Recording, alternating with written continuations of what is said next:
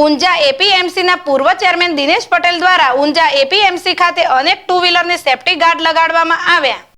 Two wheeler વાહન ચાલકો દોરી વાગતા ઈજાગ્રસ્ત કે મોતના બનાવ રોકવા ઊંઝા જિલ્લામાં અભિયાન વેગવંતું બન્યું।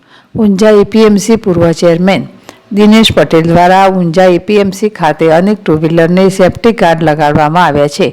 ઉત્તરાયણનો પર્વ ખાસ કરીને યુવાનો માટે ખૂબ લોકપ્રિય હોય છે અને મન મૂકીને યુવાનો ખાસ કરી પતંગ રશિયા આ તહેવારની મજા માણતા હોય છે। ત્યારે ખાસ ચાઇનીઝ અને અન્ય ધારદાર દોરીના કારણે ટુ વ્હીલર લઈને નીકળેલા વાહન ચાલકોને ગળાના ભાગે દોરી વાગવાથી મોતને ભેટતા હોય છે।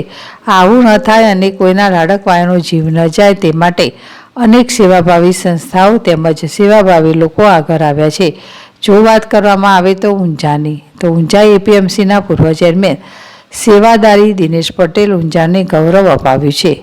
તેઓ ફરી એકવાર ઊંઝા તેમજ આજુબાજુના યુવાનોને દોરીના કારણે ઈજા ન થાય અને કોઈ યુવાનનું મૃત્યુ ન થાય તે માટે તેમણે ટુ વ્હીલરને સેફટી ગાર્ડ લગાવવાનું આજે અભિયાન શરૂ કર્યું છે।